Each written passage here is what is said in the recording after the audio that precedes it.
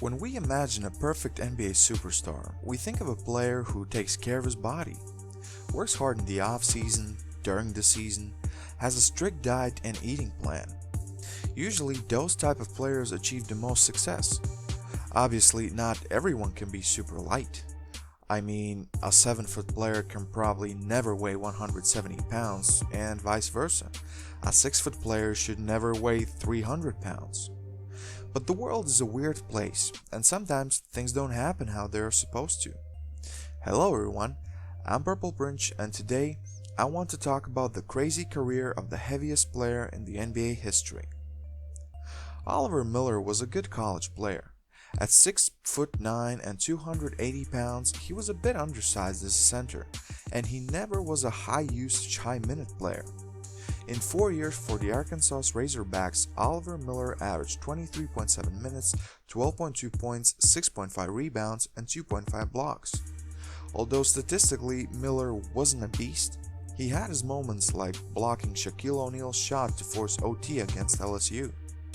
Shaq obviously was the #1 pick, the darling of the draft, and the best player of the 1992 NBA draft, while Oliver Miller was chosen with the 22nd pick by the Phoenix Suns.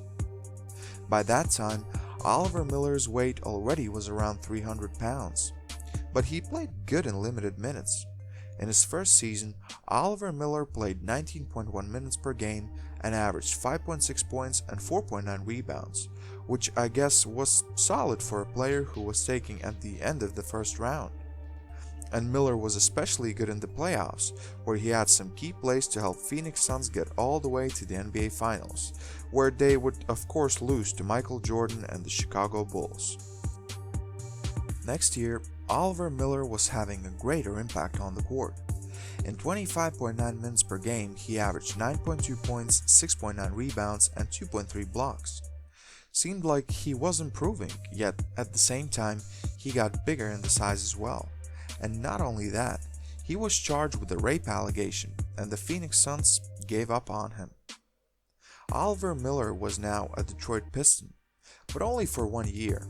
He did average his career high in rebounds with 7.4, but otherwise it was mostly an uneventful stint. After a year in Detroit, Miller went to Toronto, where he would enjoy the best season of his career, averaging 12.9 points, 7.4 rebounds, 2.9 assists, and 1.4 blocks. This season would feature a lot of great performances individually.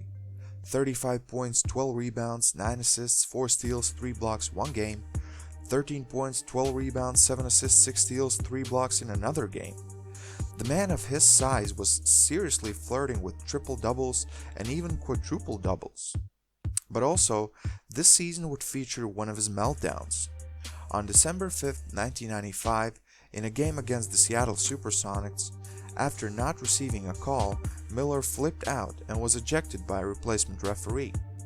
The situation escalated and Miller threatened the refs and tried to throw a chair on the court. Funny stuff. Unfortunately, the best season to date didn't motivate him enough, and Oliver Miller grew bigger and bigger. After 1 full season in Toronto, Miller got traded to the Dallas Mavericks during the 1996-97 season, where he would be performing worse and worse. As his weight increased, Miller was now playing only under 20 minutes per game. After a 42-game stint in Dallas, Miller was brought back by the Toronto Raptors.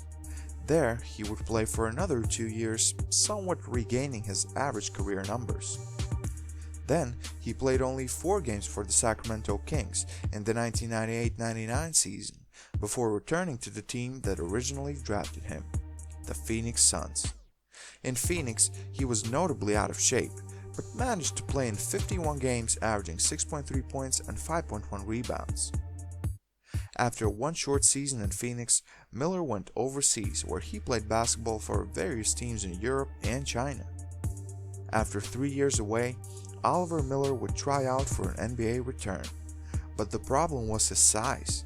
His weight, by some accounts, was a whopping 380 pounds when he returned to play for Minnesota in 2003.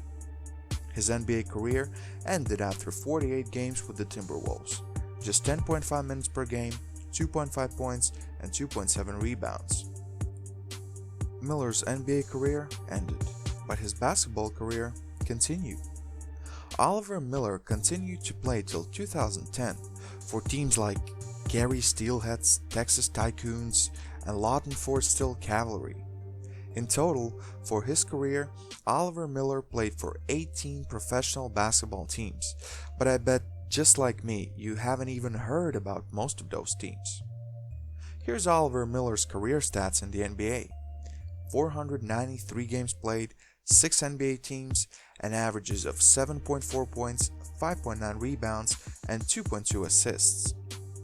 After his basketball career in 2011, Miller was sentenced to a year in prison for a pistol whipping his girlfriend's brother. After serving his sentence, Miller started to regain control of his life. He worked as a car dealer, and in 2016, a slimmer-looking Oliver Miller was enshrined into the Arkansas Sports Hall of Honor. Luckily, it seems like he has gotten his life on the right track. Too bad he didn't care about it as much while he was playing basketball.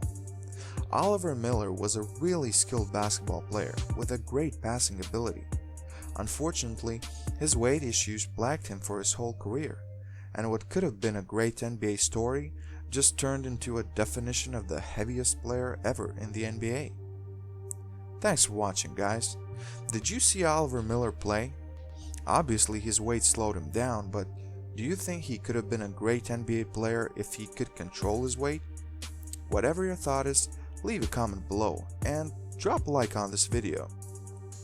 Also, please share this video with your friends and don't forget to subscribe to my YouTube channel to enjoy all the basketball content in the future, or just to brighten up my day. Thank you very much. I'll see you soon. This was Purple Prince, and I'm out. I pull up, you know I be moving, whipping the foreign, I'm cruising. The money I'm speaking is fluent, all of my business booming, stacking my cash in abundance, all of my family funded. Finally got what I wanted, life is amazing, I love it, everyone know that I run it. Yeah, look at me now, I came up, I've been thinking back then when I almost gave up on the game, cause I never got in my way.